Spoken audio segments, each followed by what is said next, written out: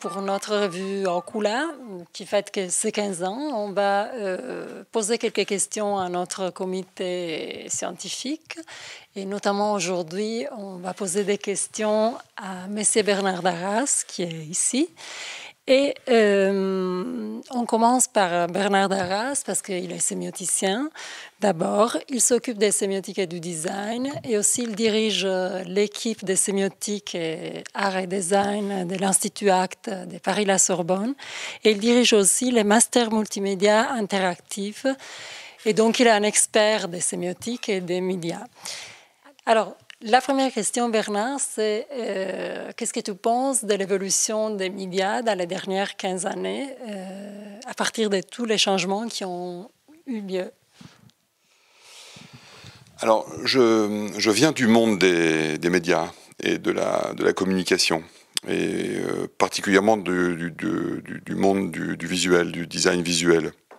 Et donc, j'ai toujours accordé une grande importance à l'image fixe et au cinéma, et à l'image vidéo en particulier. En fait, pour ce qu'on parle des tournants des années 2000, moi, j'avais en quelque sorte un peu anticipé ce tournant, puisque j'enseignais déjà à l'Institut international de télématique dans les années 80, autour du Minitel, etc., où je formais les télématiciens aux sciences de l'information et de la communication.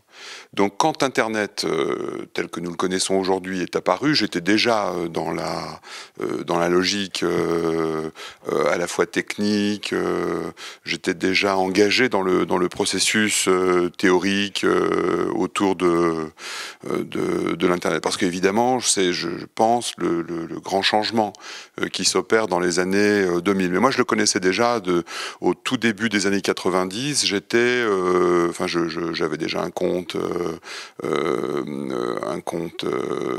correspondance. Donc, j'étais déjà engagé dans tout ça, et je n'étais donc pas surpris par ce qui se préfigurait. De la même manière, j'avais déjà réalisé des CD-ROM avant l'année 2000. Donc j'étais déjà engagé dans tout ce processus, à la fois de la communication en ligne et de la communication multimédia. Ce qui manquait à l'époque, à moins de parler d'une interactivité faible, mais ce qui n'était pas encore vraiment au point, c'était l'interactivité. C'était une interactivité faible. Comparativement à ce qu'on connaît aujourd'hui, c'était ça la grande différence. Donc ma relation au multimédia, je vais parler de ça et plus tard je parlerai de l'interactivité, ma relation au multimédia était vraiment celle de quelqu'un qui vient du monde de l'image. C'est-à-dire que ce qui m'intéressait, c'était la possibilité de combiner des images fixes, de combiner des images animées, de mettre en place des dispositifs de traitement de l'image fixe pour mettre en scène un discours sur ces images fixes. Je suis sémioticien de l'image, à l'époque en tout cas c'est comme ça que je me caractérisais, et je trouvais intéressant de ne pas communiquer sur les images seulement à partir de textes, mais à partir d'un travail sur les images elles-mêmes, donc en utilisant les outils propres à la communication par l'image, en quelque sorte, traiter des images par les images. Donc ça, c'était un point qui était très important pour moi, et vraiment mon adhésion au multimédia était très très forte, parce que c'était un outil qui me manquait jusqu'alors. Bien sûr, on pouvait faire des choses avec l'audiovisuel, comme on le faisait pendant l'émission Palette, où on prenait un document, puis on le traitait, etc. Mais avec le multimédia et avec les outils logiciels dont on disposait, on pouvait faire d'autres choses. Donc le premier multimédia que j'ai réalisé, c'était avec la Réunion des musées nationaux, la RMN, avec le Centre national d'éducation à distance et l'Université Paris 1, un CD-ROM d'initiation à l'histoire de l'art, qui a eu un grand succès dans un premier temps, et qui reliait déjà des choses qui m'ont beaucoup intéressé, c'est-à-dire le monde visuel, la culture visuelle, le travail de sémioticien sur la culture visuelle, et les outils technologiques qui permettaient de mettre en scène le travail des historiens, des sémioticiens, des sociologues de la culture visuelle, avec beaucoup de visuels. Voilà, ça c'était vraiment le grand enjeu. Maintenant, au tournant des années 2000, vraiment, ce qui va arriver, c'est l'interactivité. Et là, c'est le grand changement qui s'opère, avec des changements de logique. C'est-à-dire qu'on va devoir prendre en considération non plus le destinataire comme récepteur, mais le destinataire comme utilisateur, comme répondant, comme personne impliquée dans le processus, voire même plus récemment comme personne qui va même constituer les données et les bases de données. Donc ça, c'est un très grand changement.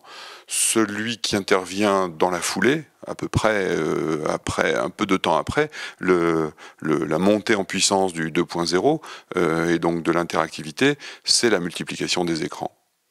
Et ça va avoir des conséquences importantes dans mon activité, puisque d'une certaine manière, tout ce monde d'écran va nous permettre de sortir de l'ordinateur, ou bien de l'écran de télévision, ou bien de l'écran de projection, pour aller vers des écrans mobiles.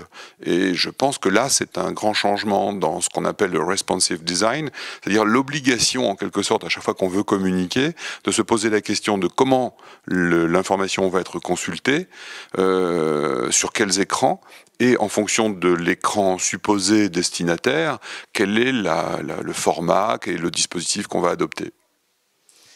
Alors, dans ton travail, dans tes recherches dans les domaines, quels sont les médias qui t'interpellent le plus pour tes recherches? Donc, c'est la deuxième question. Alors, c'est une très bonne question. En fait, je m'intéresse à tout. Je m'intéresse à tous les médias, même si je l'ai déjà dit, je suis plus intéressé par le monde visuel et d'une certaine manière par le monde de la coopération, de l'interactivité. Je suis certainement moins bon pour toutes les questions du son, mais avec le multimédia, fatalement, la question du son se pose. Et donc, elle est traitée. Mais c'est un fait réel dans les pratiques. Le son est généralement considéré comme secondaire. Bref, je m'intéresse beaucoup à la dimension visuelle des documents sur lesquels je travaille. En fait, je m'intéresse particulièrement aux interfaces. Je dis ça parce que je m'intéresse aussi au design produit, mais dans le design produit, mon approche est particulièrement localisée sur les interfaces et les usages. Mais néanmoins, même si j'essaie de développer une théorie générale de la communication par objet ou par machine, etc. Ce sont les machines qui produisent du visuel qui m'intéressent le plus. Voilà, c'est ancien comme intérêt et c'est probablement une prédisposition cognitive qui m'incline à privilégier ce type d'approche. Mais, ceci étant dit, je m'intéresse vraiment à toutes les dimensions. Si dans un premier temps, je m'intéressais, comme la plupart des sémioticiens, aux conditions de la réception, moi je sais faire. C'est-à-dire que je sais fabriquer. J'ai une formation en réalisation audiovisuelle, j'ai une formation en quelque sorte de designer, et donc je m'intéresse beaucoup à la conception et à la réalisation. Et, bien évidemment, comme j'étais très intéressé par les médias, je m'intéresse aussi à la diffusion.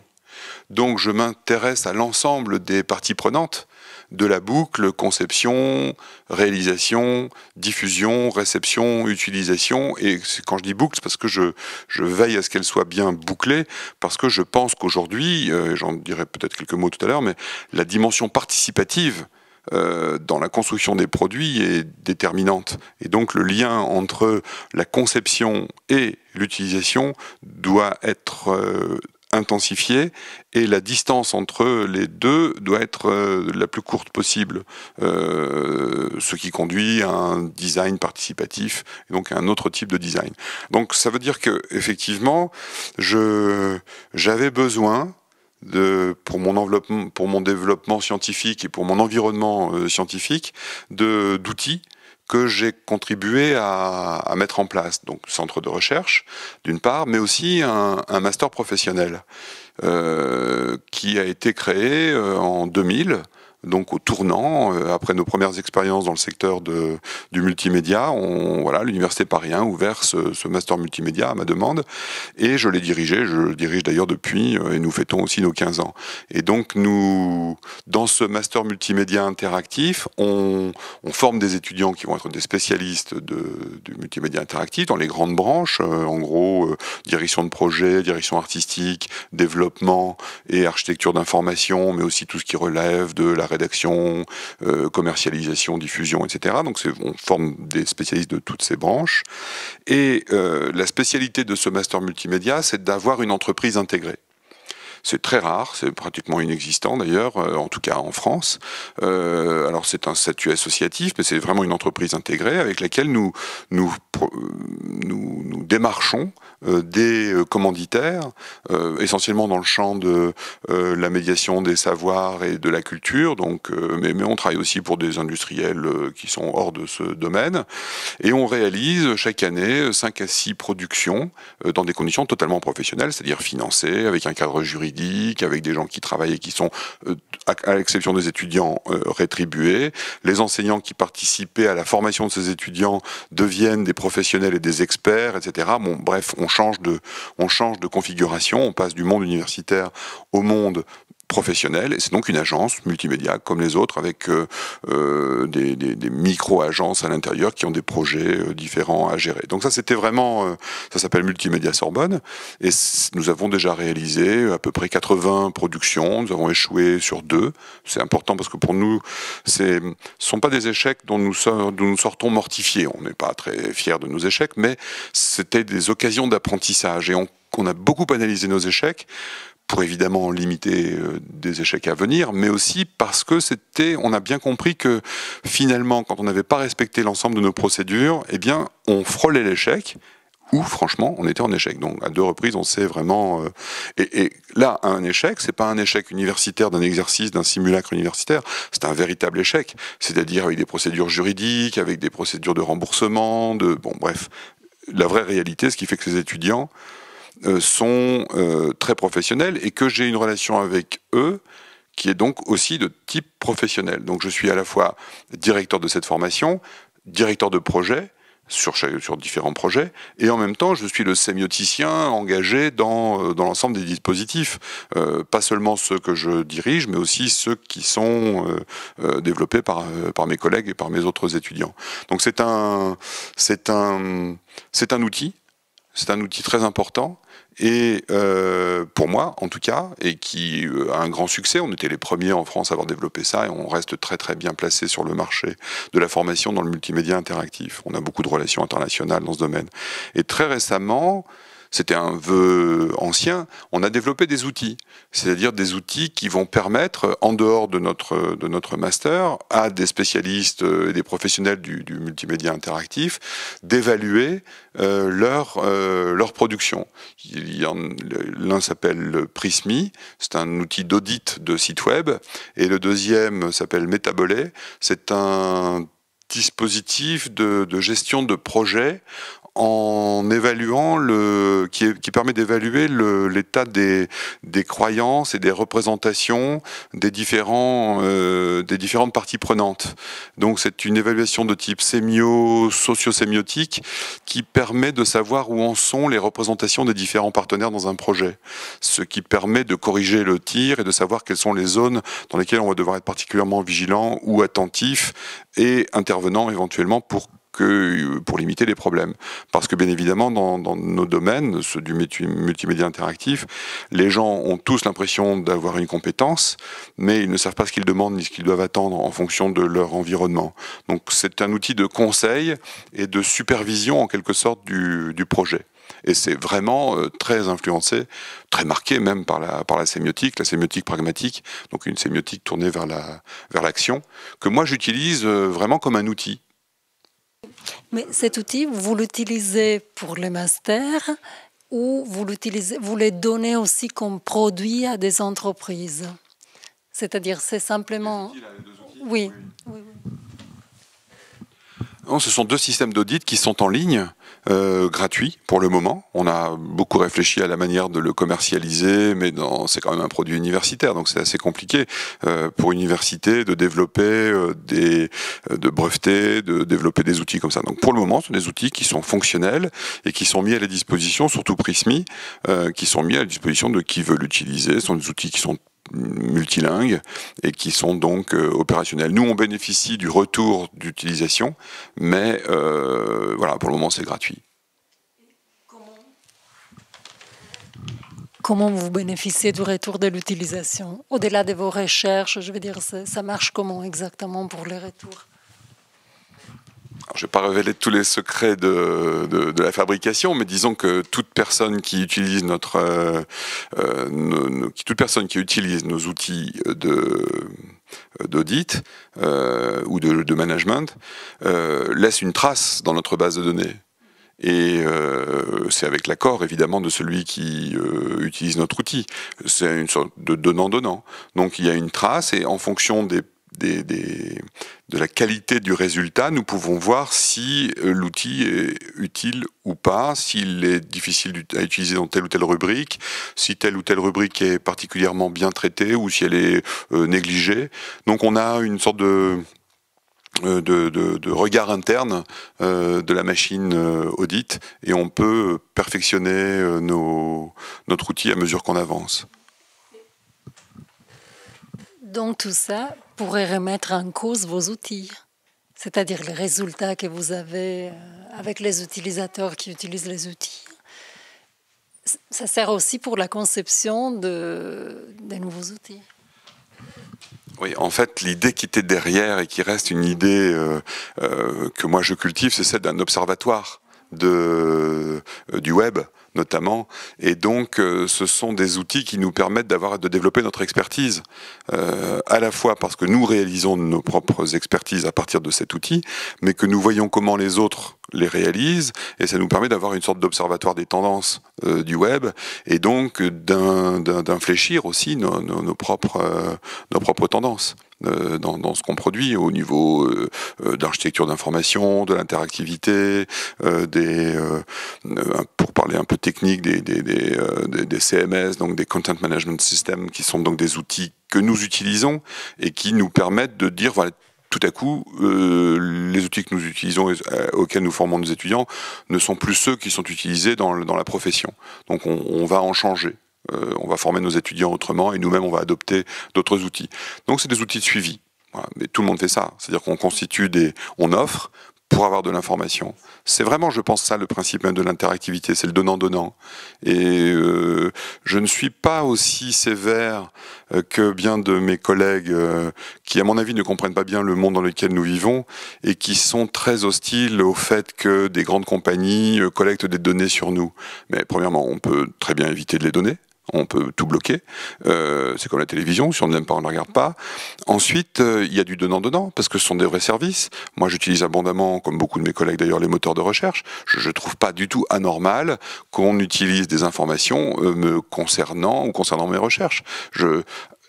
Pour le moment, en tout cas, je n'ai pas vu d'abus dans ce sens-là. Et si j'ai des recherches à faire qui sont particulières, alors je suis prudent. Je pense que celui qui se fait avoir, c'est celui qui n'est pas formé. Et donc je plaide depuis le début de ma carrière pour une éducation aux médias. Et je pense que tant qu'on ne la fera pas, on livrera, pour le coup, en toute responsabilité politique, des millions de citoyens aux fabricants de médias qui n'ont pas tous de bonnes intentions. Donc je plaide vraiment, et là je pense que le rôle de la sémiotique est majeur pour pouvoir, en réception, en usage, comprendre aussi les mécanismes du dispositif qui fait que qu'il y a des luttes de pouvoir dans la production de la signification. Et donc de la signification, mais aussi des habitudes et des croyances qui vont avec, donc de ce qu'on devient en utilisant ces outils. Et finalement, la troisième question, ça concerne la sémiotique. Est-ce que tu penses que la sémiotique soit efficace comme méthodologie pour les recherches sur les médias ou tu penses qu'il y a des méthodologies plus efficaces? Et encore, si tu utilises la sémiotique, comment tu l'utilises? Donc, en fait, ce que j'aime bien dans cette question, c'est la question de l'outil.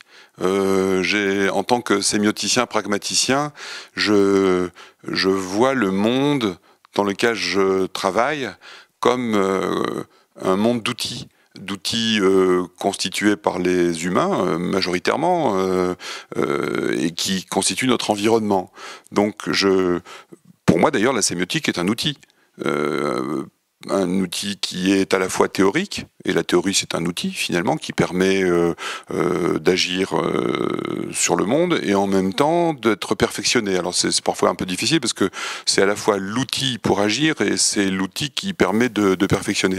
Ce qui donne à peu près deux profils de chercheurs, ceux qui vont vers l'application théorique et ceux qui vont démonter la théorie pour la rendre plus efficace. L'idéal c'est quand on fait les deux d'ailleurs, enfin à mon avis, mais c'est pas toujours simple de faire les deux. Moi, si je devais me caractériser, je suis plus intéressé par l'application que par la construction théorique. Même si je construis des modèles théoriques, mais je construis des modèles, pas des théories. Et si j'éprouve les théories, c'est toujours par la pratique. C'est pas par un travail seulement conceptuel. Je peux me livrer au travail conceptuel, mais je pense que c'est dans l'épreuve de la réalité, la confrontation avec la diversité du monde et de tous les interlocuteurs, toutes les parties prenantes du monde, que vraiment on peut voir si une théorie tient ou ne tient pas. Et donc je suis très proche des approches empiriques où on va se confronter au monde et à partir de ça on peut déboucher sur une approche beaucoup plus déductive en fait, mais je suis pas non plus quelqu'un qui est très fidèle. Mon champ est vraiment la sémiotique pragmatique, après avoir été formé à la sémiotique structurale et à la sémiologie, qui était dominante au moment où j'ai été formé, mais mon choix est vraiment marqué, mais je ne suis pas non plus orthodoxe. Je peux emprunter aussi à d'autres champs théoriques, aux sciences cognitives, qui me semblent être intéressantes parce que c'est un des lieux dans lesquels un certain nombre des approches conceptuelles internalistes, mentalistes de la peur saurait pas aimé que j'utilise mentaliste, mais de l'approche de la sémiotique pragmatique peut être travaillée, parce qu'on a vraiment des outils d'investigation aujourd'hui qui sont évidemment infiniment plus développés que ceux que les chercheurs de la fin du 19e siècle et du début du 20e avaient à leur disposition, donc c'est un fait. Je suis aussi très intéressé par les sciences du design, les sciences de la conception et de la réalisation, parce que pour moi ça va ensemble, c'est évidemment, je ne les sépare pas. Je pense même que c'est une erreur de penser que ce sont des sciences de la conception. Ce sont des sciences de la conception et de la réalisation. Quand on ne mélange pas les deux, on se replie, à mon avis, en se trompant, vers des positions philosophiques généralisantes qui oublient le monde et qui oublient les pratiques. Or, vraiment, je pense que la sémiotique pragmatique est une théorie des pratiques. Pas seulement, mais vraiment très ancrée dans ce domaine. Donc, pour moi, la sémiotique est un outil théorique, mais aussi un outil pour agir, pour interagir, pour transagir. Je reprends l'expression de John Dewey, pour étudier des transactions. Pour étudier des transactions entre des humains, bien évidemment, mais pas seulement entre des humains et tout un monde d'objets que les humains ont ou pas fabriqués, ce que Michel Calon, Bruno Latour, entre autres, ont développé dans la théorie des acteurs réseau et en réseau. Et donc là, je pense qu'effectivement, cette sémiotique est tout à fait appropriée pour traiter de ces transactions entre ce monde que nous avons en quelque sorte intériorisé Et là, toutes les opérations mentales sont très bien abordées, enfin, sont de mieux en mieux abordées par les sciences cognitives, et tout ce monde d'objets auxquels nous avons délégué, l'expression est de Bruno Latour, auxquels nous avons délégué de nombreuses de nos missions de mémoire, dans nos ordinateurs, dans toutes sortes de mémoires, livres, etc., mais aussi dans tous les objets qui en retour s'offrent à nous. Je traite toujours particulièrement de la question de l'affordance, mais d'une certaine manière, nous avons fabriqué un monde qui s'offre à nous pour nous faciliter notre évolution, notre adaptation dans le monde. Et ça, je pense que le travail de tout ça est particulièrement mobilise particulièrement des outils sémiotiques, de la sémiotique pragmatique. Et notamment dans la sémiotique, ce qui m'intéresse particulièrement dans cette sémiotique, c'est la question des habitudes, des croyances et des habitudes. On dit souvent que c'est une théorie de l'interprétation. C'est vrai, mais on oublie de dire que c'est une théorie fondée sur les interprétants. Et où sont les interprétants? Ils sont justement dans les habitudes et les croyances. Croyances, je pense qu'en général, elles sont plutôt internes, mais habitudes, pour une grande partie, elles sont externes. Donc, à ce titre-là, je milite pour faire des approches externalistes. Et donc, je forme mes étudiants à des approches externalistes, se mettre du côté du monde plutôt que du côté du sujet qui pense. Et d'une certaine manière, la pensée est dans le monde et nous sommes dans la pensée. Et, certes, une partie de la pensée est en nous, mais c'est d'ailleurs, cette division est assez artificielle. C'est vraiment une contagion continue entre de l'interne et de l'externe, et par de nombreuses situations, il n'y a pas plus d'externalité que d'internalité. Donc je pense que les outils forgés par Peirce et d'autres à sa suite sont vraiment des outils très contemporains, puisqu'ils nous permettent d'aborder le monde autrement que de cette façon mentaliste qui a dominé la philosophie et les sciences humaines pendant des millénaires pour la philosophie et on va dire un bon siècle pour les sciences humaines. Donc ça c'est un point important dans ma façon d'aborder les choses, que de réfléchir sur les habitudes. En fait, je m'intéresse aussi au changement parce que nous sommes dans un monde de transformation et donc toutes nos habitudes certaines sont extrêmement résistantes. La langue qu'on utilise, par exemple, ça fait un bon moment qu'elle est déjà, certes elle bouge tout le temps, mais elle est pas mal stabilisée. Le français est stabilisé depuis un bon moment. Il n'en reste pas moins que toutes les habitudes sont susceptibles à un moment de changer. C'est pour ça que je parlais du métabolisme tout à l'heure et qu'un des outils, c'est un outil de dépistage du métabolisme. Pourquoi métabolisme? Au sens strict, c'est transformation, changement. Voilà, c'est ça que ça veut dire. Donc c'est un outil de suivi de la transformation et du changement. Et la sémiotique pragmatique, pour moi, est un outil de suivi et d'accompagnement du changement et de la transformation. Mais ça ne peut pas dire pour autant qu'on ne se situe que du côté du changement et de la transformation. Parce que d'une certaine manière, tout changement, toute transformation est destiné à devenir une habitude. Toutes ne réussissent pas, mais celles qui réussissent, d'une certaine manière, une transformation qui a réussi, une transformation qui va devenir une habitude et affecter plus ou moins profondément une croyance. Et c'est parce qu'effectivement il y a compétition entre les habitudes et les croyances que par moments ça dysfonctionne et qu'à ce moment-là il y a besoin d'un changement, d'une adaptation. Et là vraiment le travail de Peirce autour du métabolisme me semble capital. On oublie souvent de dire que Peirce était chimiste. Et d'ailleurs ce terme il l'a emprunté à la chimie. C'était vraiment quelqu'un qui regardait en quelque sorte la pensée, pas une pensée seulement interne, c'était la pensée dans le monde, et il regardait la pensée dans le monde comme une réaction chimique, comme des interactions. Et donc ces outils de métabolisme ou de suivi du métabolisme sont des outils qui nous permettent de faire de la sémiotique dynamique. Voilà, c'est ce que je pense. Merci beaucoup. Merci.